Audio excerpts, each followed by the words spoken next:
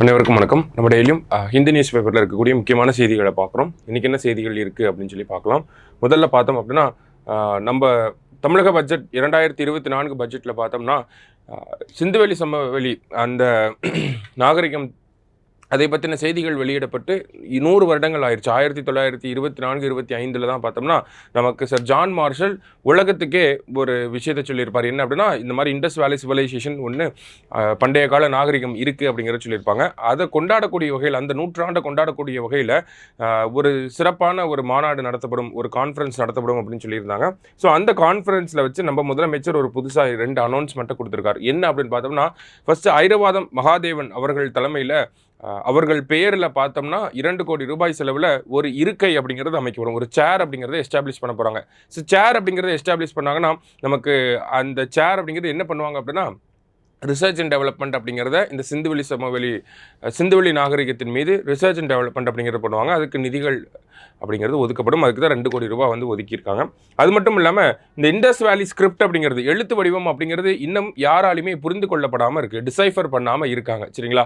So அதை decipher பண்ணக்கூடிய தனிநபர்களுக்கோ இல்லை ஒரு ஆர்கனைசேஷனுக்கோ பரிசு தொகையாக ஒரு 10 லட்சம் ரூபாய் வழங்கப்படும் அப்படிங்கிறதையும் நம்ம முதலமைச்சர் சொல்லியிருக்கிறார். அதுதான் இந்த முதல் செய்தியில் கொடுத்துருக்காங்க. ஓகேங்களா? ஸோ $1 மில்லியன் ப்ரைஸ் அப்படிங்கிறத சொல்லியிருக்காங்க. 10 லட்சம் ரூபாயில் $1 மில்லியன் ப்ரைஸ் அப்படிங்கிறத கொடுத்துருக்காங்க செய்தித்தாளில். அடுத்ததாக பார்த்தோம் அப்படின்னா, நமக்கு இந்த சைனாவில் ஒரு வைரஸ் வந்து பரவிக்கிட்டு இருக்கிறதாக நம்ம பார்த்துருந்தோம். ஓகேங்களா? ஸோ அந்த வைரஸை பற்றி தான் இங்கே கொடுத்துருக்காங்க. ஓகேங்களா? ஸோ நத்திங் அலார்மிங் அப்படின்னு சொல்லியிருக்காங்க. சைனாவில் இந்த HMPV அப்படிங்கிற வைரஸ் வந்து ஸ்ப்ரெட் ஆகிட்டு இருக்கு. ஓகேங்களா? ஸோ இந்த HMPV வைரஸ் அப்படிங்கிறது ஹியூமன் மெட்டா நியூமோ வைரஸ் அப்படின்னு சொல்லுவாங்க. ஓகேவா? ஹியூமன் மெட்டா நியூமோ வைரஸ் அப்படிங்கிறது.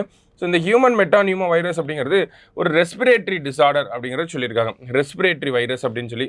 ஸோ இந்த ரெஸ்பிரேட்டரி வைரஸ் அப்படிங்கிறது சைனாவில் அதிகமாக ஸ்ப்ரெட் ஆகிட்டு இருக்கிறதா சொல்லியிருக்காங்க. ஆனால் இது வந்து பெருசாக பயப்படக்கூடிய அளவில் எதுவும் இல்லை. WHO சரி, இல்லை அமெரிக்கா போன்ற நாடுகளும் சரி, இதை பற்றின ஒரு கன்சர்ன் அப்படிங்கிறது எடுத்துக்கவே இல்லை. ஏன் அப்படின்னு பார்த்தோம்னா, இந்த டிசம்பர் ஜனவரி காலகட்டங்களில் நமக்கு சைனாவில் பார்த்தோம்னா பொதுவாகவே நோய்கள் அப்படிங்கிறது பரவக்கூடிய ஒரு டைம் பீரியட் தான். எப்படி நமக்கு வந்து மழை காலத்தில் டெங்கு அதெல்லாம் பரவுதோ, அந்த மாதிரி தான் அவங்களுக்கு இந்த காலகட்டத்தில் ரெஸ்பிரேட்டரி டிசார்டர்ஸ் அப்படிங்கிறது பரவும்.